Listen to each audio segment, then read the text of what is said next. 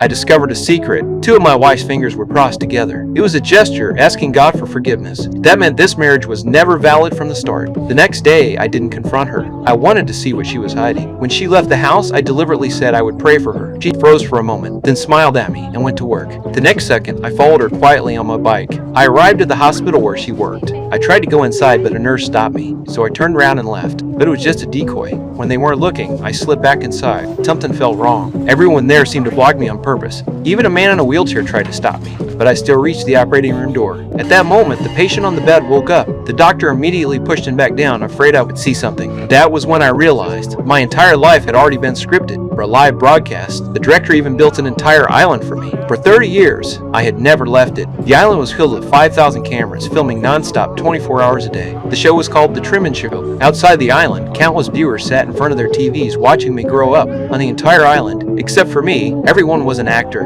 The director placed ads everywhere I walked. Even the kitchen products my wife bought were hidden commercials. At first, I noticed nothing unusual, until one day, I was walking down the street when a huge studio light fell from the sky. I looked up. Besides street lights, the sky was empty. That was the first time I doubted this world. Soon after, the car radio reported a daytime aircraft malfunction, said a light had fallen. Luckily, no one was hurt. My doubts were pushed aside. Later, my boss suddenly found me. He told me to go overseas to close an insurance deal, or I would be fired. So I went to the seaside to board a ship, but as soon as I stepped onto the bridge, my body started shaking. Looking at the water, my legs went weak. In the end, I backed away. Later, I learned it was a test designed by the show, because when I was a child, my father and I were caught in a storm at sea. He lost his footing and fell into the water. I could only watch as he disappeared in front of me. That accident became the shadow of my entire life. The next day at work, I saw a familiar man by the roadside. He looked exactly like my dead father. I tried to see him clearly. Several people rushed out and dragged him away. I chased after them, but obstacles kept appearing in my path. In the end, he was taken onto a bus and vanished right in front of my eyes.